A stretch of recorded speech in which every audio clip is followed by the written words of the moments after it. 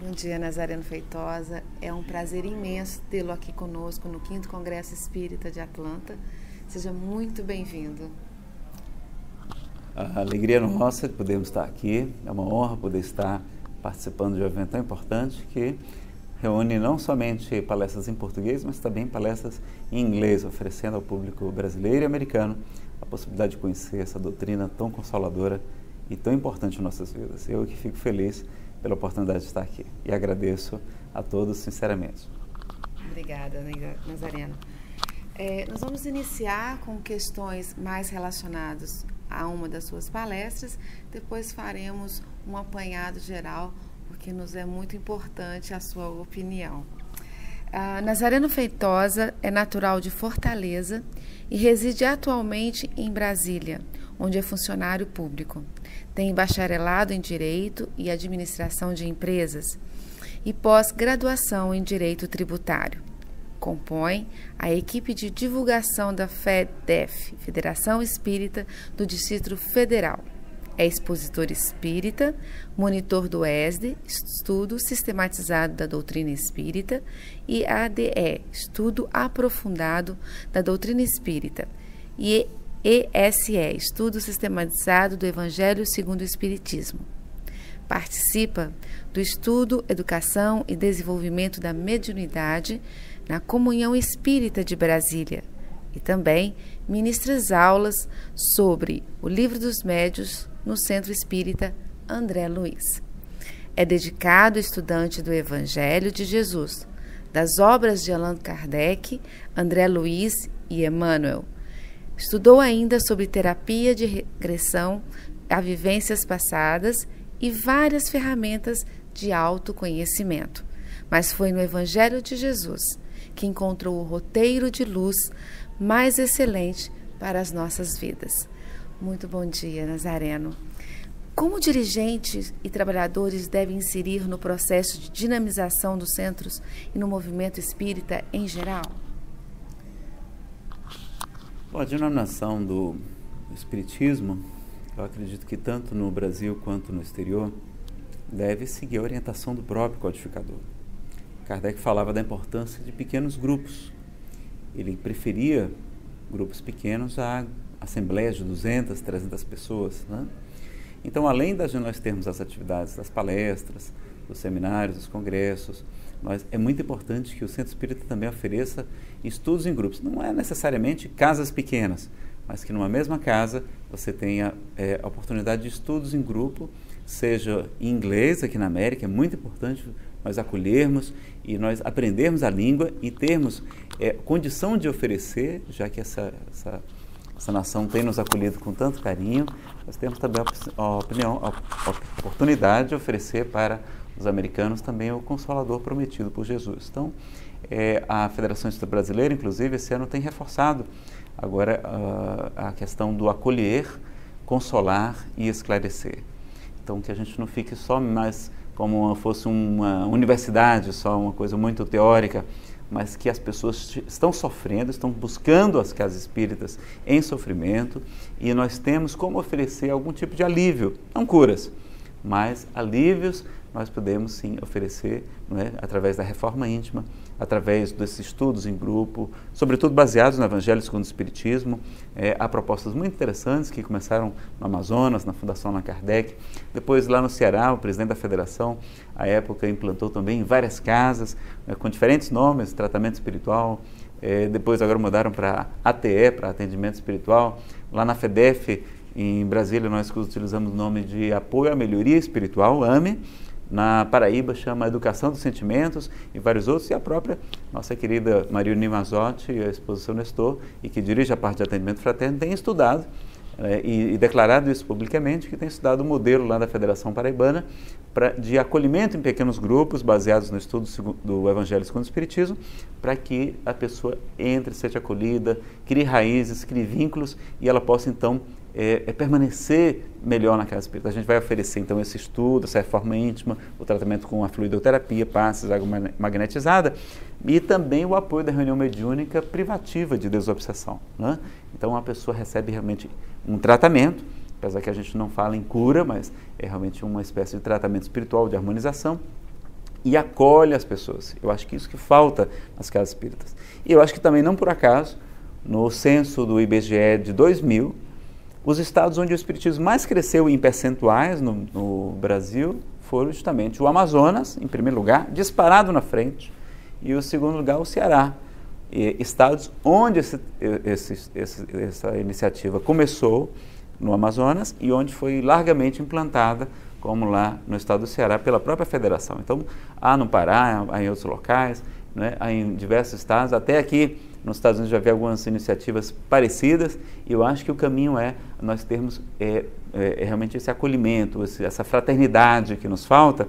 E nesses pequenos grupos a gente sabe o nome das pessoas, participa, não é? Elas aprendem a estudar nesses pequenos grupos, e a partir dali, esses grupos eles alimentam os grupos de estudo propriamente, dos estudos de sistematizar a doutrina espírita, estudo do ciclo básico, enfim, os diversos tipos de estudos, estudo da mediunidade, não é? Então, e é uma maneira de acolher, porque muita gente chega na casa espírita sofrendo, e às vezes não tem a atenção que merece, às vezes passa até pelo atendimento fraterno, mas depois ninguém mais, ele não tem mais oportunidade de perguntar. E o povo americano, sobretudo, que tem muitas dúvidas, não conhece praticamente nada de espiritismo, eles querem participar, eles querem perguntar, eles não querem ficar só numa palestra simplesmente passivos e cheios de dúvidas. E às vezes o palestrante fala uma frase que ele não compreende muito bem, ou que não soa bem para quem ainda não tem um conhecimento espírita, ele abandona a casa, não volta mais, você não sabe sequer o nome dele.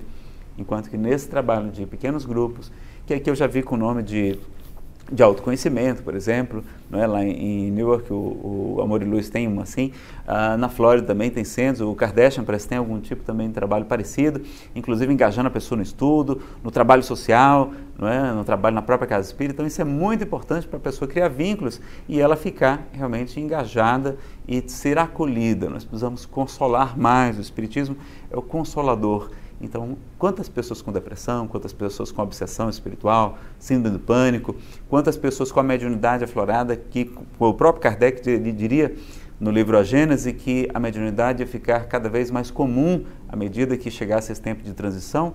Então, quantas pessoas sofrendo com o retorno de um ente querido ao mundo espiritual, usando drogas, buscando suicídio, cometendo abortos, quando nós poderíamos estar acolhendo essas pessoas, sem que necessariamente elas tenham que virar espíritas. Vamos oferecer esse, entre aspas, exorcismo, né? Essa melhoria, essa harmonização, e que é realmente um exorcismo, só que é um exorcismo realmente baseado no amor, na fraternidade, no esclarecimento, no estudo, na reforma íntima, porque não adianta espantar um espírito impuro e ele saber que a sua antiga moradia está toda enfeitada, ele retorna do deserto trazendo outros 7 espíritos piores do que ele. Então a gente pode e deve oferecer mais atividades desse tipo, adaptadas à região, ao país, enfim, mas eu acho que isso daria um grande crescimento. Nós temos inclusive disponível uma apresentação sobre essa atividade, disponível no YouTube, vocês podem procurar lá, Tratamento Espiritual Combatendo a Evasão, né? A saída da casa espírita. Está uma apresentação de 40 minutos e a gente explica em detalhes. O material também está disponível para download lá do Grupo Espírita Paulo Estevão, que formulou uma apostila, né? O TE, o Tratamento Espiritual Passo a Passo, apesar dele ter vários nomes, né? E muitas casas estão estudando, adaptando, inclusive os grupos aqui americanos também têm o material, eles ficaram talvez até disponibilizar na internet, eu solicitei alguns, para que a gente troque ideias, porque precisamos acolher melhor, né? Ter mais amor, mais fraternidade, porque o amor é o alimento das almas, como nos ensina o livro Nosso Lar, por André Luiz, psicografado por Chico Xavier. Então, eu acho que isso é uma coisa simples, é como se fosse o evangelho lá feito em pequenos grupos dentro da casa espírita, não precisa de trabalhadores muito capacitados, porque tem até um livro que é um roteiro do estudo sistematizado do Evangelho segundo o Espiritismo, com as perguntas, com respostas, com toda os tópicos, não precisa ler trechos grandes, e as pessoas devem falar, devem participar, porque nas terapias em grupos, os terapeutas costumam dizer que a doença sai pela boca, né? Então quando a gente verbaliza, a gente realmente fica muito melhor. Então é a maneira de integrar também, promover integração, harmonização, melhoria, e ao invés de estar às vezes discutindo, né, polêmicas estéreis e tudo, a pessoa primeiro ela receber um acolhimento, esse, entre aspas, tratamento, né? A gente também não gosta muito dessa palavra, mas é um tratamento espiritual sem oferecer cura nenhuma, Então a gente fala, alguns falam até em tratamento, e é um tratamento do espírito, mas nós não oferecemos cura, porque a proposta do espiritismo não é curar corpos perecíveis, mas é a reforma moral da humanidade, mas é adequado mesmo, porque é um tratamento do perispírito, né? É o tratamento do espírito, que é a transformação moral, a reforma íntima. Então, o autoconhecimento, enfim, nós vamos promover isso e apenas com diferentes nomes. Quem sabe talvez a Federação Brasileira sistematize também mais essa atividade, além do estudo minucioso do Evangelho, que eles estão agora também implantando, a iniciativa do Honório Onofre Abreu. Haroldo Dutra Dias é um dos grandes divulgadores desse trabalho, e vale a pena também a gente ter o estudo do Evangelho em profundidade. Mas as pessoas também precisam, sobretudo, do Evangelho segundo o Espiritismo, né? Então, ter realmente e conhecer os primeiros passos do Espiritismo com o acolhimento que o Evangelho, explicado à luz da doutrina consoladora, com toda a lógica, o bom senso e a razão, e com essa oportunidade de dialogar, de confraternizar, eles serão, eu acho que serão isso. As casas que implantaram essa atividade cresceram muito em número e também em qualidade, em termos de harmonização, de formação de trabalhadores e de manter um grupo de estudo depois, porque as pessoas já se acostumam com o estudo em grupo e depois é muito fácil a transição para um grupo propriamente de estudo sistematizado da doutrina espírita, né, como propõe a nossa querida Federação Espírita Brasileira também. Então, são várias sugestões, dentre elas eu acho que seria a mais importante e, como o próprio Bezerra diz, o Evangelho é a pedra fundamental da doutrina espírita e que a terceira revelação jamais se agigantaria se não estivesse alicerçada em bases cristãs. A sua fala foi tão clara e tão objetiva que recolheu várias das minhas perguntas, sintetizou muito bem algumas delas. Por isso, vou passar diretamente para o trabalho de terapias de vidas passadas, que você tem feito um trabalho muito interessante a respeito. Então, os estudiosos mais conhecidos por você, que você já tem estudado, você poderia nomeá-los e mostrar o quanto tem sido importante para esse seu estudo? Na verdade, nós estudamos qualquer assunto à luz da doutrina espírita. E como expositor e trabalhador, nós sabemos também que isso tem sido um fenômeno que tem atraído muita atenção das pessoas. Tem sido também uma das evidências, né, de sugestão realmente da comprovação da reencarnação.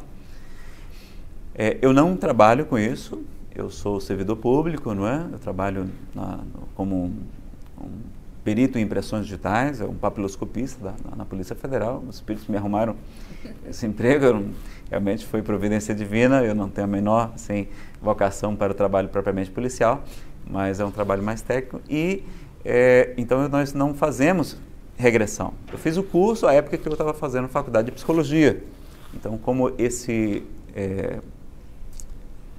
criador desse método, que foi o Roger Wilger, ele já se encontra no mundo espiritual, ele restringia o curso a profissionais da área de saúde, podiam ser médicos, podiam ser psiquiatras, né, a especialidade da medicina, podiam ser psicólogos, né, mas deveriam ser pessoas com algum tipo de formação, porque ele sabia que haveria muitas pessoas levianamente achando que saberiam fazer regressão, e só regredir ao passado não é terapêutico, é importante ressignificar. Então, uma pessoa tem que ter o conhecimento, não é? Seja acadêmico, seja terapêutico, mesmo que seja um terapeuta holístico, alguma coisa assim, mas é muito importante ter também o conhecimento, porque nós estamos lidando também com a área da saúde e isso não deve ser, ensino próprio de Valdo, realizado, não é um tratamento espírita, então não é para ser ministrado em casas espíritas, mas a gente estuda. Alberto Almeida tem sido o expositor, não é, que é médico e é psicoterapeuta, que tem divulgado também em suas palestras alguns relatos de casos, não é, reais muito interessantes, mas a gente precisa ter essa consciência de que a importância de ser uma pessoa ligada à área de saúde ou da psicologia propriamente para ajudar as pessoas. Alberto Almeida tem atendido pessoas que chegaram obsediadas, chegaram com problemas de regressão mal feitos, às vezes regressão em grupo, não é? Porque não basta regredir, e nós vamos falar, eu sei que você tem mais algumas perguntas, né? Mas o Roger Wilger tem um livro chamado As Várias Vidas da Alma, É uma publicação que tem disponível, inclusive, em português. Ele não é espírita, ele é um psicólogo junguiano, inglês, e ministrou cursos, não é, em várias partes, inclusive do Brasil e do mundo. Bom, os precursores mesmo foram a doutora Edith Fiore, o doutor Maurice Natterson, na década de 60 ainda, eles começaram a fazer regressão à vida intrauterina e começaram a acessar conteúdos que eram de outras vidas. E mesmo não sendo reencarnacionistas, chegaram à conclusão que a vida prossegue e que a vida ressurge, como o próprio Cristo nos falou em várias passagens do Evangelho, que é necessário nascer de novo, que Elias era o João Batista reencarnado, enfim, não é? Várias passagens, direta e indiretamente, na própria Bíblia também. Então, nós sabemos da reencarnação e esses pesquisadores começaram a formular métodos e hoje há uma gama muito grande. Há institutos no Brasil, há sociedades brasileiras de terapia de regressão a vivências passadas, não é? Hoje nós temos também o trabalho da doutora Maria da Júlia Prieto Pérez, o Ney Prieto Pérez também, e tantos outros nomes, não é? Trabalhando. Eu realmente não sou um especialista na área, certamente estaria negligenciando muitos nomes aqui, mas há muita gente, mas a gente faz essa sugestão, é que a gente procure uma pessoa capacitada, habilitada, realmente, se possível, um profissional da área para isso, e não aventureiros, não pessoas que estão apenas achando que, porque acreditam em reencarnação e conseguem fazer algum tipo de transe ou de hipnose, vão saber tratar, porque não basta regredir, e o próprio Espírito Emmanuel nos recomenda que não deveríamos fazer regressão às lembranças passadas por curiosidade. Então, Alberto Almeida é muito claro em dizer que a regressão ela pode ser muito útil, ela vai trazer excelentes resultados, mas que ela precisa ser muito bem indicada. E ele negou-se a refazer já a milhares de pessoas que vêm, muitas vezes, com curiosidade ou com problemas que devem ser tratados pela psicoterapia comum e não pela regressão. Então, a regressão a gente usa como assim, um último caso, uma ferramenta assim, que a gente só usa, não é? Aquele segundo cartucho que a gente só utiliza quando a psicoterapia tradicional não atende. Então, é mais indicado nos casos de fobia, né, de traumas que não conseguem, né, na psicoterapia tradicional a gente reverter. Então, quando acessa aquele conteúdo, e ele é um grande choque, porque a gente não vai lembrar coisas agradáveis, nós vamos lembrar normalmente de mortes violentas, de suicídios, de abandonos, não é? De rejeição, de alcoolismo, pessoas abandonadas no altar. Então, assim, são aquelas emoções muito fortes que os budistas chamam de sanskaras, cicatrizes na alma. Então, através daqueles links nós vamos conseguir acessar, porque não é só chegar e dizer, eu quero lembrar da vida passada. Não, a não ser que essa pessoa seja um médium ostensivo e tenha essa facilidade de retrocognição, que é estudada por Kardec, e aí ele vai poder conseguir, né? Como foi o caso, por exemplo, acho que ele dita aquela Elizabeth, do Brian Weiss, e talvez até por isso as pessoas acharam que era muito fácil fazer regressão, e não é. E até há pessoas que criticam, né, o trabalho do Dr. Brian Weiss, apesar de ele ter sido um grande divulgador, mas é porque aquela paciente do livro Muitas Vidas, Muitos Mestres, ela tinha uma facilidade muito grande de regredir. Por quê? Porque ela é uma médium, uma paranormal com a facilidade da retrocognição. Então, era, né, uma faculdade anímica. Então, ela acessou esses conteúdos, mas nós, normalmente, só conseguimos acessar se tivermos um link na vida atual. Seja uma fobia, seja um trauma, seja uma doença, seja um sintoma que a gente consiga acessar. Senão, é muito difícil, porque há o véu do esquecimento em nosso próprio benefício. No Livro dos Espíritos, Kardec faz, são 8 questões, respondendo o porquê do esquecimento do passado e qual o seu benefício. Ele é um grande benefício para todos nós só devemos acessar, né, realmente, no caso, quando é muito importante. Vejam que no livro Nosso Lar, tudo bem que ele é da década de 40, mas ainda assim, Dona Laura e seu marido, eles só podem ter acesso, depois de operações psíquicas, aos últimos 300 anos. Eles não foram autorizados a ter acesso, e são espíritos muito nobres já. Então vejam o cuidado, a restrição. Os próprios espíritos não nos permitem acessar o nosso passado porque o sentimento de culpa, a auto-obsessão que pode surgir desses processos, desses traumas muito dolorosos de nossas vidas anteriores, não são conto de fadas. O próprio Chico, né, falava que as pessoas diziam, Chico, eu devo ter sido uma rainha, eu lembro que fui uma princesa, e ele diz, deve ter sido mesmo, porque as lavadeiras, as faxineiras, as pessoas pobres e humildes, né? Elas estão em condição muito melhor, já não precisavam talvez estar reencarnando aqui na Terra. Brincava até com isso. Então, mostrando que nós ainda somos muito atrapalhadinhos e as nossas encarnações anteriores, com muitos milhares de anos de guerras, de sofrimento, de mortes, de estupros, de muita violência, de suicídios, de torturas, normalmente não são memórias nada agradáveis. Nesse livro, o Roger Ruger vai mostrar, não é, como essas lembranças, não é, estupros, abortos, muitos problemas geram doenças no nosso perispírito e, inclusive, daí porque até ela vai ter um caráter terapêutico também para as doenças físicas. Ela pode ajudar no tratamento de doenças físicas, mas ela vai ser usada somente em casos muito especiais, né? Então, a gente ter toda essa cautela, esse cuidado. Pessoas, por exemplo, que estão sofrendo de obsessão grave não devem ser submetidas à regressão. Pessoas que têm esquizofrenia, né, problemas mentais, não devem, porque ela já está regredida. Muitas vezes tem hora que ela é o João, hoje o carpinteiro, o pedreiro, e daqui a pouco ele se recorda, daqui a algumas horas ele já é o soldado alemão, nazista, por exemplo. Então ele já está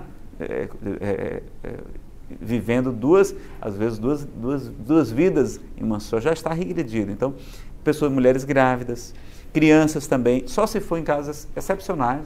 Aí a Alberto Almeida já atendeu uma grávida, porque estava tendo problemas, ia prejudicar a gestação e o próprio nascimento, estava correndo risco, uma síndrome do pânico muito grave, e ele vai então atender. Então, algumas restrições também, nem todos devem fazer regressão, porque há limitações. Não é uma panaceia, não é um remédio para todos os males, porque o próprio Cristo nos falou, meu reino não é deste mundo, no mundo tereis aflições. Então, a doutrina espírita, e mesmo a regressão, ela no máximo vai proporcionar algum alívio, mas não a cura, porque Jesus nos acrescentou, né? Além dele oferecer somente o alívio, ele disse, aquele que quiser vir após mim, renuncie-se a si mesmo, tome a sua cruz, né? Ou seja, a sua expiação, a sua doença, os seus problemas familiares, seus conflitos, vem e segue-me, ou seja, vem e obedeça meus mandamentos. Ele não disse, me dê a sua cruz que eu vou carregar para você, não é? Não vai fazer terapia de regressão que o terapeuta vai carregar a sua cruz, não.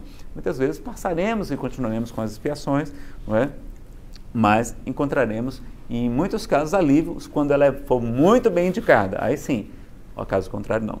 Então, Alberto Almeida, em suas palestras, às vezes não tem tempo de explicar, mas eu já gravei uma vez uma cópia de uma entrevista dele, e ele explicando todos esses detalhes que vale a pena a gente conhecer, porque às vezes a gente escuta, vê a narrativa do caso, fica muito curioso, vai atrás de qualquer aventureiro, quando deveríamos estar, na verdade, estudando isso profundamente, à luz da doutrina espírita, que vai nos trazer toda essa explicação e o porquê das doenças, o porquê do sofrimento, as causas anteriores e atuais das aflições, e a maioria das nossas aflições, nos diz o Evangelho segundo o Espiritismo, no capítulo 5, são desta vida mesmo.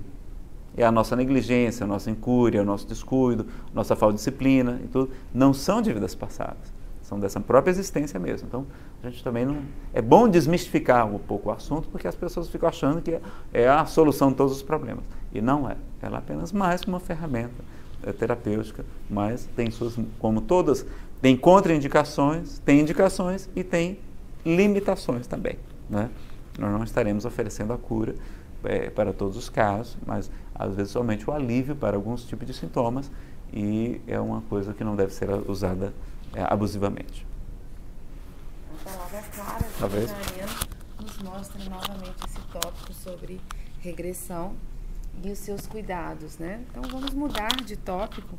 E eu gostaria de saber, Nazareno, como os dirigentes e trabalhadores devem inserir no processo de dinamização dos centros espíritas e do movimento espírita em geral, principalmente aqui, nós, no país da América, que temos algumas restrições, poucos livros, muitos dos dirigentes.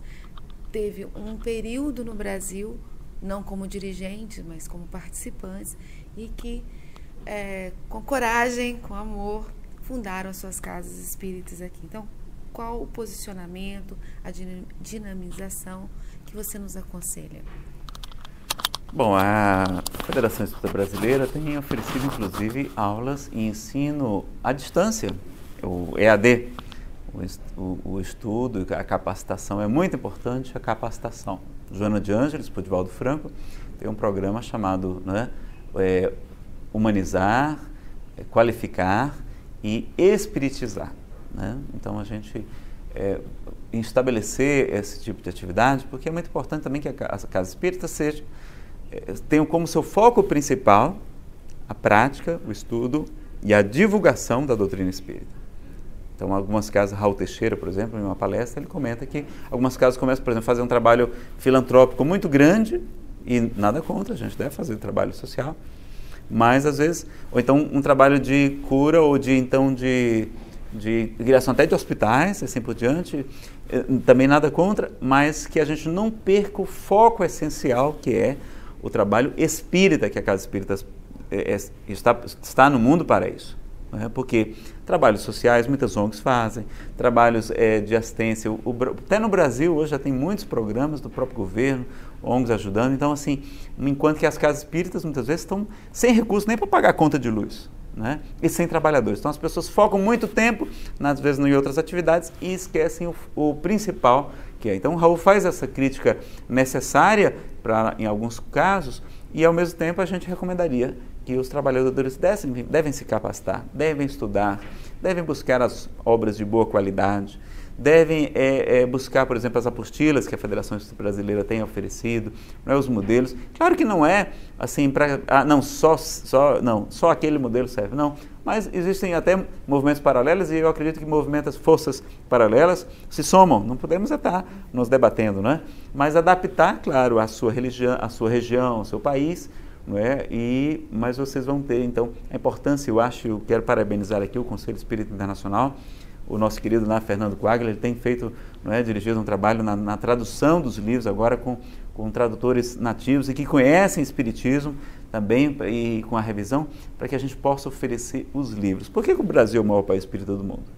É por causa da grande quantidade de livros que foram publicados lá no Brasil, não é? E por causa do exemplo e dos fenômenos que aconteceram com o maior médium de psicografia que nós temos notícias, que foi Francisco Cândido Xavier. Se Chico Xavier tivesse nascido na França, a França seria o maior país espírita do mundo.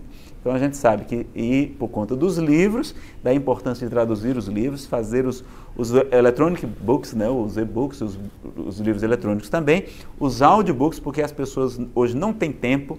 Então, muito importante gravar palestras em inglês, gravar os podcasts, como aqui a Sociedade Espírita de Baltimore também tem feito, o nosso querido Daniel Santos está de parabéns, o Spiritist Network e outros, onde as pessoas podem encontrar vídeos, podem encontrar áudios, podem baixar da internet, a tvc.com, que tem canais exclusivos em vários idiomas, né? 24 horas pela internet. Infelizmente, não há no satélite somente programação em português, mas como seria bom se a gente estivesse ajudando mais a divulgação. Por isso, Divaldo diz que a missão do Espiritismo não é combater a miséria social do planeta, não. Mas a miséria moral, que é o nosso orgulho, nosso egoísmo, a nossa indiferença, não é? E todos os nossos problemas. Porque a miséria social é consequência da miséria moral. No dia que nós tivermos uma sociedade mais esclarecida, mais humanizada, mais fraterna, nós não teremos tantas desigualdades sociais. Então, é mais importante, e até no budismo, há vários tipos de compaixão. A compaixão mais extraordinária no budismo é a compaixão da iluminação, do esclarecimento, né, e que nós podemos levar também. Então, conhecereis a verdade vos libertará, nos ensina Jesus. Então, a gente poder divulgar a mensagem. Por que Jesus fazia os milagres, entre aspas, né, os fenômenos? Para chamar a atenção, mas não era a sua missão, não era curar corpos, a sua missão era chamar a atenção para a mensagem. Então, no Espiritismo também nós vamos ter os fenômenos, vamos ter as coisas, mas é muito importante a gente se preocupar com a mensagem espírita e ajudar a divulgação. Por exemplo, eu não ajudo nenhuma instituição beneficente propriamente, né, com dinheiro. Eu ajudo as instituições de divulgação, as casas espíritas, eu ajudo a Federação Espírita Brasileira, sou sócio contribuinte, o Conselho Espírita Internacional também sou sócio contribuinte, os amigos da Boa Nova também sou sócio contribuinte, sou do Clube dos Amigos da TVC, sou sócio contribuinte da Comunhão Espírita de Brasília, onde nós trabalhamos como monitor de ESD, né, facilitador, e também como médium no grupo mediúnico, e ajudamos também a Federação Espírita do Distrito Federal, da qual a gente dá uma assessoria na parte de divulgação, através da criação de boletins e assim por diante. Então, é muito importante nós ajudarmos essas iniciativas de divulgação.